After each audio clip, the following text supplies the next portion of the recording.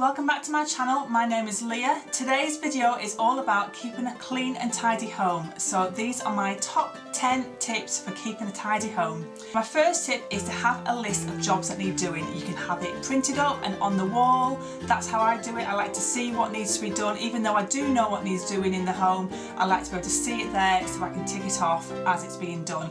It also makes me feel like I've accomplished something because I've got a tick on the list and it's one less thing to do. You could do it as a daily to-do list or have a list that's always there for you to see. I have a list on the wall there all the time. That leads nicely into my next tip, which is to set daily, weekly and monthly tasks. Obviously we have to do our dishes on a daily basis, but we don't necessarily have to clean the bedding on a daily basis. So decide if you're going to do the tasks daily, weekly or monthly, and then add it to your list and split your tasks up into 3 different sections if you want. I only have the 2 sections. I have weekly and monthly because I know exactly what I'm doing on a daily basis, but do what works for you. But it is really good to see those tasks split up, because sometimes I would forget when I'd done something.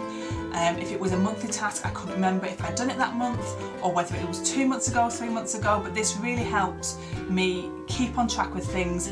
And sometimes I do miss a month. If it's vacuum the car, it doesn't get done on a monthly basis, even though I'd love it to be done on a monthly basis. But it's on the list and I can see exactly when I last did it, because I've done a tick when I last did it, and so I know that I should be probably doing it about now.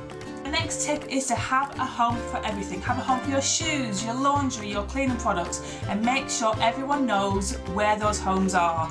If the things aren't ending up in those homes, maybe it isn't working and it needs to be re-evaluated. But in my hallway I have shelving for shoes. Now the shoes don't always end up on the shelf, but on the whole they do, which means that when I come to vacuum my hallway, there aren't any shoes to be cleared away and moved. So it really helps when you come to clean your home that everything's got a place to sit, so that you don't have to tidy it before cleaning. Tip number 4 is to tidy as you go. Tidy up those spills. Put your shoes away as you come in, put your bag where it's meant to be, put your coat where it's meant to be, so that you're not having to tidy up. As I said before, when you come to clean, you shouldn't have to be tidying. Obviously there will be a little bit of tidying to do, but you shouldn't have to spend half an hour tidying up before you can do any cleaning. If everything goes to where it's meant to be and you clean as you go or tidy up as you go, then you should be able to do a proper clean without all that tidying. But if you do spill something on the floor, don't wait until it's time to clean the floor to be able to clean that up. Do it straight away and your job's going to be so much easier, and your home is going to stay tidy. And you know, if you have a visitor just pop in, you're not having to worry about whether the kitchen is clean, because it should generally be clean already. Even if you've made dinner, it shouldn't be too bad, and you're not got loads of spills that you're having to clean up. Tip number 5 is to plan when you're doing your cleaning. Are you going to do it on a Monday or a Friday or at the weekend, or are you going to spread it over a few days? For me, I like to do my cleaning on a Friday, but I also do laundry throughout the week. I don't have any set days for laundry necessarily. It just depends how much has been building up over those days. I've got a 10-month-old, so he likes to have a change of clothes every day because he spills food on himself, so I do change his clothes every day, but some days it's more than once, and so obviously that laundry is going to build up some days more than other days, so it's really hard for me to know exactly when I should be doing laundry. But I do generally do laundry throughout the week, not every day, but definitely a few times in the week. Now for my cleaning, I like to do it on a Friday, and I do try and get most of it done on a Friday. I'm going back to work soon, so obviously I'm not going to have as much time to myself throughout the week, so we will probably have to split those jobs between the 2 of us, me and my husband.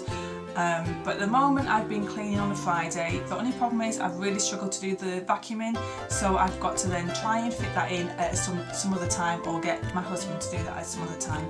But if you can plan that in, you know exactly when you're doing it and what you're doing. My next tip is ask for help if you need it. Like I've just said, I'm going back to work soon, so I'm obviously going to need more help than I have done recently. Now I do still struggle to do all the cleaning in the house. You know, with a baby it's really difficult to get things done. And so my husband is really helpful, and he does do a lot in the home, but I'm probably going to need a little bit more help, so I need to ask him for help. Don't try and do it all by yourself if you're really struggling. If you've got older children, ask them to do some jobs. If you give them some pocket money, give them pocket money in return of a job. and your husband can do something. And I know they work long hours, but if you're in the home with the children, you are also working long hours.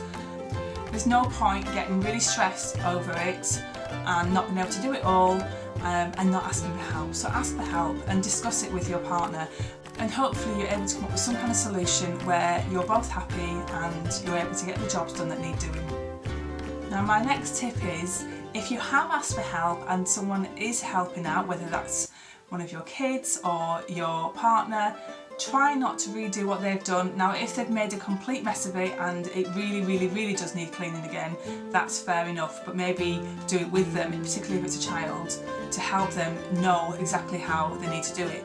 But if it really isn't that bad and it's just not done to your standard, then just let it be. They're more likely to help you if you trust them to do the job. If you're just going to come along and redo it, they probably will stop doing it, and so you're back to square one of having to do it all by yourself, and you probably do really need that help. So just try not to be so judgmental of how they've done it if it's not quite to your standard. And my next tip is not to criticise. Like I said before, try not to redo what they've done, also try not to criticise if it isn't to your standards. Like I said, they're not going to want to do it if you're criticising them for what they've done. And if it's not something that's not quite folded the right way, or they haven't moved a piece of furniture to do the vacuuming, if the vacuuming is done generally, it's not such a bad thing.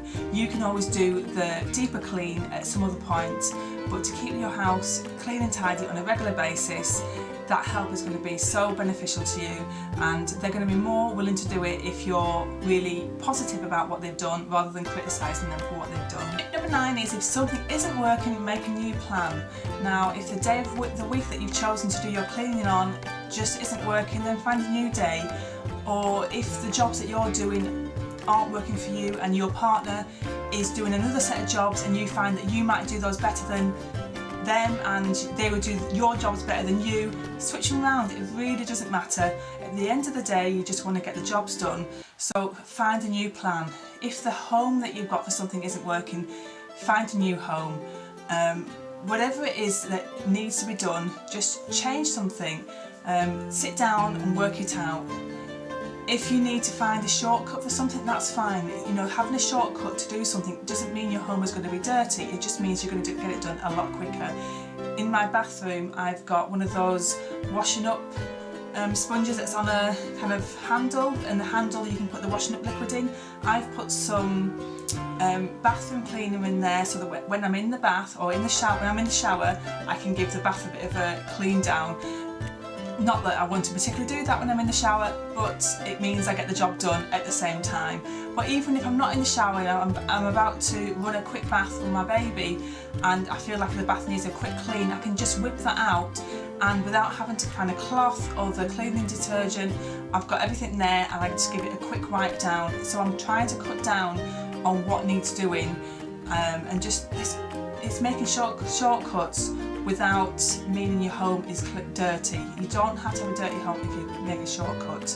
If you find that getting polished wipes are better than finding a polish bottle and a duster, then get them.